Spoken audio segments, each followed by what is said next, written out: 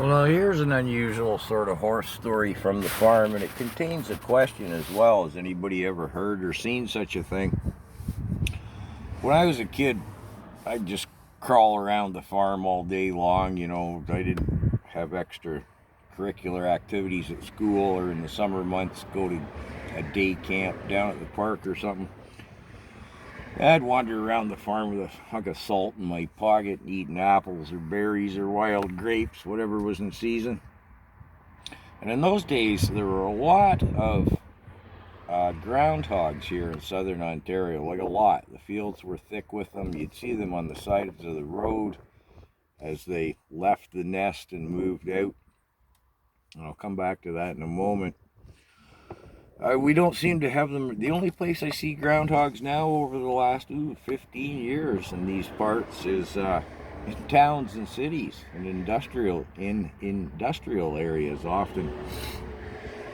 I think the fishers get them, but a lot of people think it's the coyotes. But back when we had lots of groundhogs, we had coyotes then too, so I think it's the fishers. But regardless, not so many of them around anymore. But one day I'm crawling around the farm there, I don't know, 8, 10 years old or something, I don't know. And the horses wouldn't always come up to the house yard and hang out, doze in the heat of the day under the big maple trees. Sometimes they'd just stop wherever on the farm. They had, I don't know, 3 or 4 little hangouts. Under the apple trees, the ground would be barren because the horses would sleep there often enough, So anyways, one time I'm traipsing around, and under one of their hangout joints, I see this tattered remnants. And it took me the longest time to figure out what it was. I mean, it had hair and was just stomped.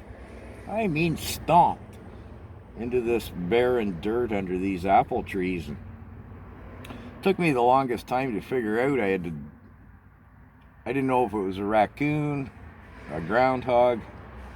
It wasn't a skunk. There was enough hair left to get some color. But it wasn't until I plucked some of its teeth out of the dirt that I realized, it's a groundhog, not a raccoon, right? And I mean, this thing was stomped. There was hardly anything left of it. And then I got looking at the horses' tracks. And, I mean, I studied them a long time, and it appeared to me as if every horse in the herd had stomped this thing long after there was little left to stomp.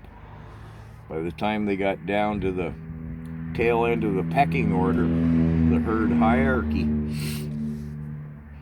And my dad scoffed at the whole thing, of course, and his horse buddies and everything. Nobody had ever heard of such a thing. And well, I tended those horses' hooves. I was the guy who filed them and trimmed them and carried on. And yeah, you could mistake one Shetland for another, but when you're trimming the hooves, and almost every horse has, one hoof will turn in a little bit, be it front or rear or something, but I must have spent the entire day out there fascinatedly studying this scene.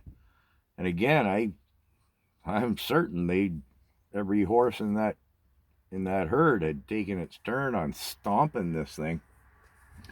There was nothing left of it. Us kids, we kind of turned it into our own slang, it's all in good fun or something, but, don't throw another apple core at me or I'll groundhog you. That was our sort of private joke amongst the kids. So that's my question. Anybody else with any equine experience ever hear tell of such a thing?